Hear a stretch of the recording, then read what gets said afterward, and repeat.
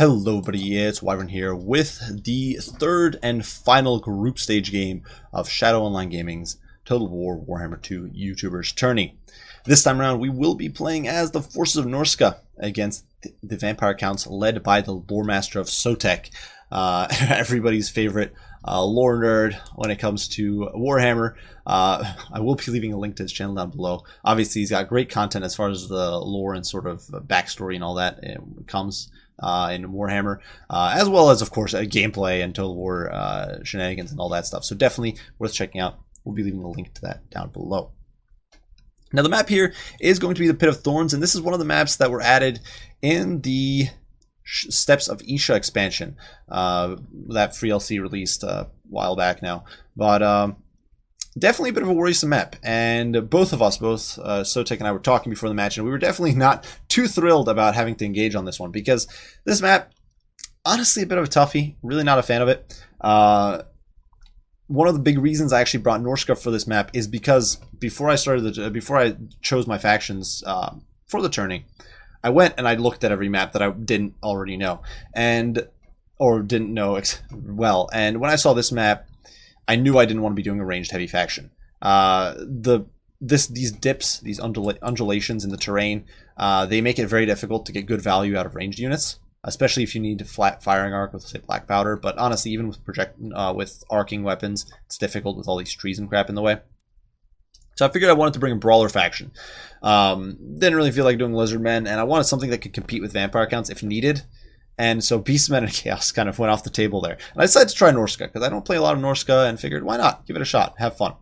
So, looking at our build here, it is very narrow and very elite. Because, well, you kind of need that, in my opinion, if you want to deal with the vampire counts. For our lord, we are rolling with Wulfric, and he is mounted on a mammoth. This is one of the matchups where you really don't have to worry about your lord getting sniped too easily, at least not by guns and shooting. So Wulfric can perform very well. He's pretty damn tanky. He's got some missile resist, 1100 HP on the mammoth. Decent stats, given that he's essentially a chariot. Fight or die, of course. We do have the Hunter of Champions, Seafang, and weirdly enough, Wulfric gets to keep his rage when he's on a mammoth, which is insane. Wulfric's arguably busted on the mammoth, and definitely gonna be a good option, in my opinion, to hopefully deal with the hordes of chaff the Norskins can put on, or the vampires can put on the field, as well as handling units like Terrorgeists or Dragons or Blood Knights relatively effectively. Alongside him, providing magical support, we do have a Fimir Balefiend of Fire, and this bad boy is, in my opinion, very valuable here, and he's actually brought a whole slew of spells. We've got, well, we do have, of course, some of our abilities. We've got Evasion, we've got Kindle Flame, of course, to buff our damage, Arcane Conduit, just great to get that extra winds of magic. One of the big reasons I'm a fan of the Fimir. Of course, the Fimir also does bring Sundered Armor, which synergizes really nicely with our Berserkers and our Marauder Champions there. But most significantly, the spells. We've got Fireball, if we need to, say, snipe a Mortis Engine, if we need to apply pressure to single entities. We also do have the Cascading Fire Cloak to protect Wulfric if he's being sniped, or help the Soul Crusher out, or just a unit in general. Flaming Sword of Ruin if we see Ethereals. And finally, the Piercing Bolts of Burning, because these guys are just a devastating tool if your opponent blobs up. You can nuke infantry formations. Our front line is a dirt cheap, and, well, I don't say dirt cheap. It's very elite and very narrow and very small. We've got the Brutes of the Hound anchoring in the center, Unbreakable Regiment around Berserkers. They got Frenzy. They, of course, have Berserk. They're insane, and they won't break, which is the most important part here. That they will provide us with a safe haven, sort of, for Wulfric and the Soul Crusher. Alongside them, two Marauder Champions. Of course, these guys have relatively high leadership by Norscan standards. They also do have the benefit of the rage mechanic, so we can get more leadership as the battle progresses. Potentially a huge survivability boon. High melee defense, good weapon strength, good melee attack. It will make them relatively efficient against zombos and a graveyard. Basically everything vampires can throw at you except maybe the great weapons. Finally, we do have the Iceworm Marauders in the back, simply because I had some points left over and wasn't sure what to do with them. Decided to throw these guys in to get a little more width. They do have immunities to Psychology, Perfect Vigor, both crucial against vampire counts. High stats because they are 9 veterancy, and they also have rage, so potentially a nice little support anchor unit. Finally, to provide, well, actually not finally, but we do also have multiple Marauder Horsemasters, once again to deal with Mortis Engines, as well as to pressure Terrorgeists, Dragons, and honestly even harass a unit like Blood Knights. And finally, the Soul Crusher, looking to crush some filthy vampire souls. Insane Regiment of Renown War Mammoth, has even higher stats than Wulfric, in fact. Also does have the enrage ability, which grants it temporary damage resistance, and honestly, just an absolute behemoth. And one of the things, Mammoths are devastating against vampire counts. They used to be busted OP, but the improvements to Terrorgeists and some abilities have made counts a little more resistant. But still, Mammoths can just crush so much that the counts can put on the field. Now for Sotek, though, he has gone with a bit of a mixed build, but definitely he has some answers to this double threat of vampires, or of Mammoths, sorry. He does have the Red Duke flying above the battlefield on a dragon in his kit. He does have the Wind of Death, so perhaps looking to delete my infantry. I certainly hope not, but it's something you gotta be wary of. He does have Van Hell's Dance Macabre. He's got Invocation of the Heck, as well as Raise Dead, so quite a selection of spells. Interesting that both of us actually brought 4 spells, which is not something you see all that often in my experience. Usually people will just bring like 1 or 2 they really want. But definitely cool to see. He also does have Foe Seeker for that mobility. Elseef, of course, to make Wolfric easy to kill, easy to snipe, sitting duck, and Potion of Strength to boost his damage. Of course, the Red Duke's Dragon also does have Swarm of Flies, which is a cool AoE ability, and he does actually have Frenzy nowadays, which boosts his damage output by quite a lot. Alongside him, there's a Terrorgeist providing additional anti-large, as well as an entire unit of Blood Knights here in the woods, ready to sally forth, rear charge my cavalry, or recharge my infantry, zone off my cavalry, or crump Wolfric and Soul Crusher. If they get charged on, these guys will have a bad time against the Wolfric or the Mammoths, but if they just get a free charge and just bog them down in a protracted fight, they will do well against Mammoths. Finally, there's a whole horde of chaff here. We've got zombies, we've got a plethora of Graveguards, 2 Graveguard with great weapons, two normal Graveguard, one of which is the Stearnsman, a Corpse Guard with an Unholy Lodestone for the heals, and 2 Skelly Spears. So definitely a pretty potent force there. Breath attacks are already going in to whittle down my infantry, but Brutes of the Hound will take that like champs. They don't give a damn. There's also a unit of bats out here on the flank, just looking to get perhaps some cheeky damage in on my Marauder Horsemasters, but they're not something I'm too worried about. Now over here, I did kind of luck out. I spotted these Blood Knights as I was passing through, and although my guys do take a few sort of experimental shots there, I promptly run away because I didn't want to engage there. In the meantime, here in the pits, you can see the Mammoths just devastating, charging through here. Seafang does go down. The Marauder Champs are bogging things down. And yes, Elseef is going down on Wolfric. Yes, we are starting to take some devastating damage, but look at how much has already been done to this pocket. All these spears, all these Stearnsmen. The Soul Crusher pops in rage, which honestly a bit of a waste. And in come the Piercing Bolts of Burning, just destroying this pocket of skeletons and zombie trash. And look at how much we're doing here. If we zone out now, the Overcast, Searing Doom has, or not Searing Doom, Piercing Bolts has devastated the Stearnsmen, demolished these Graveguard with great weapons, and suddenly that infantry pocket that Sotek was really relying on is essentially gone. This Corpse Cart, which he really needed to keep these troops intact and in the fight, is not there. Hunter of Champions goes down on the Red Duke, allowing Wolfric to escape. He just rampages through these Graveguard, who are getting overwhelmed. The Ice Storm Marauders and Berserkers, backed by the Fimir, are going to beat these guys down over time for sure. Meantime, Marauder Champs pushing into the fray, and continued javelin pressure, whittling down the bats, whittling down the Red Duke. And yes, he's trying to get these cheeky attacks on the Wolfric, but Wolfric kind of just cycling back and forth, and he's having a field day. He's up to 97 kills. Soul Crusher up to 41, and Soul Crusher spent time chasing after the Corpse Cart, which is now lying as a pile of corpses over here. And in comes the Terrorgeist looking to deal with the Horsemaster, but the Horsemasters have mopped up most of these Fellbats. They're crumbling, destroyed. One of the big problems right now is that the Red Duke does not have a source of self-sustain, really, or great sources of self-sustain. And when I say that, I mean he doesn't have good magic.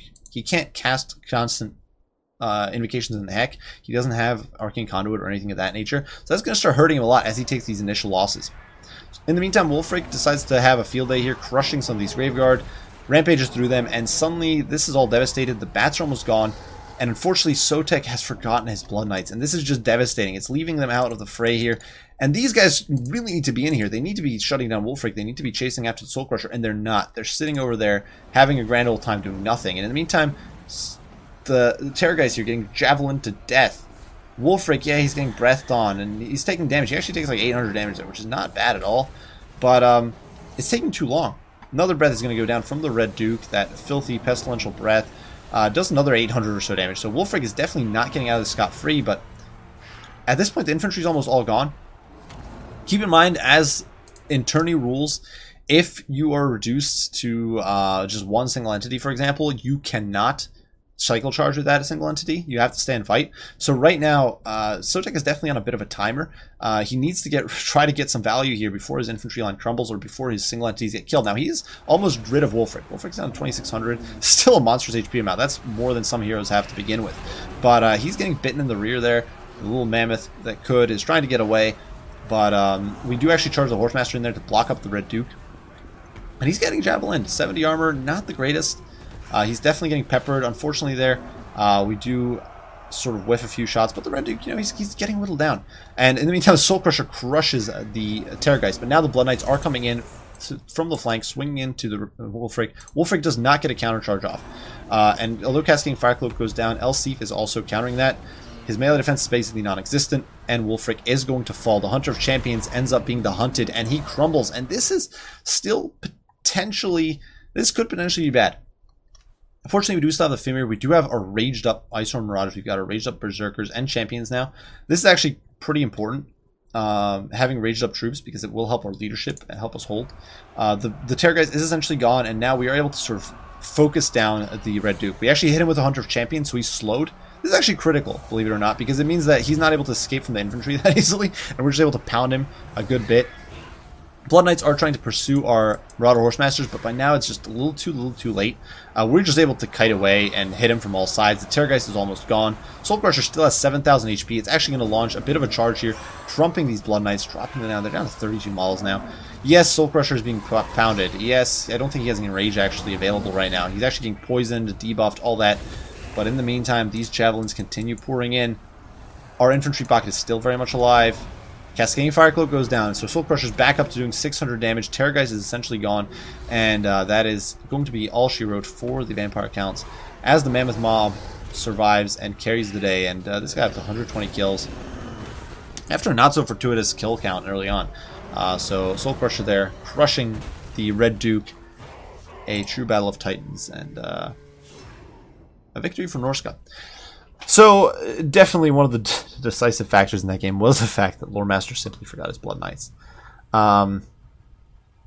It's really difficult to say otherwise. Not having the Blood Knights engaged meant that the Mammoths just rampaged around. Of course, I was not about to let him know that he'd forgotten even Blood Knights. I had seen them. That was why I pulled away with the Marauder Horsemasters after looking to get a cheeky flank early on.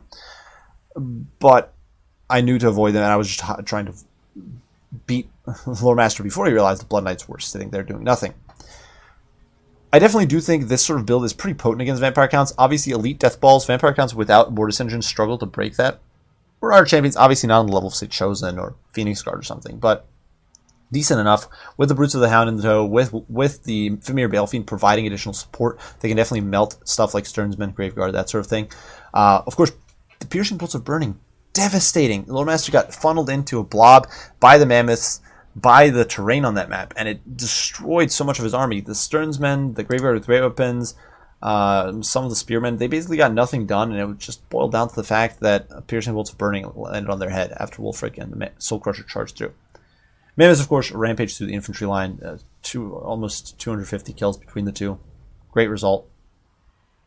The Marauder Horsemasters did great work. Shut down the Fellbats, devastated the Terrorgeist, devastated the Red Duke, and these guys really do perform. In my opinion, they're a great unit. They can defend themselves against most dire wolves, Fellbats, that sort of thing, and of course give you some more stopping power against, say, Mortis Engines. It's definitely doing their country proud, making the most of their projectile weapons there. For Loremaster's build, really, I don't think the build is that bad. Personally, I'd probably keep in mind that in a tourney, you can't bring more than 2 units with breath attacks.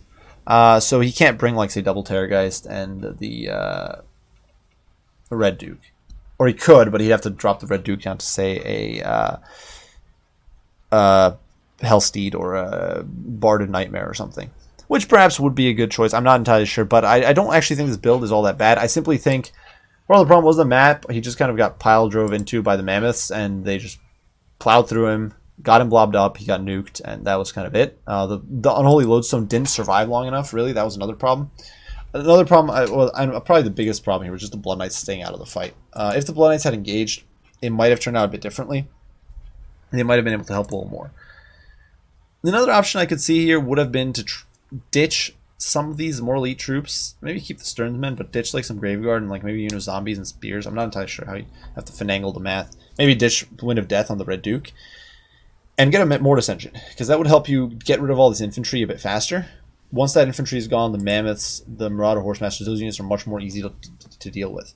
And sort of bring you more anti-chaos style build. But regardless, well played to Loremaster. I do hope you guys enjoyed the video. If you enjoyed it, if you would like to see this battle from his perspective, as well as Shadow Online Gaming's breakdown, be sure to check out their channel. So I'm going to be leaving the link down in the description below. They've obviously got great content besides that, but if you want to see this battle from a different perspective, be sure to check it out as well. There will be further games from this Tourney casted in the future, and obviously there are further group stages for those who moved on, and I was fortunate enough to move on from the first group stage, and those will be casted. I do hope you guys have enjoyed this little tidbit of Tourney play. I know a lot of you guys have been asking if I'll do more Tourney play, and I felt a good opportunity to do some. If you have any comments, critiques, questions, be sure to leave them down in the comments below, and I will do my very best to respond as soon as I can. I do thank you all for watching, and I will see you all in the next one. Wyvern out.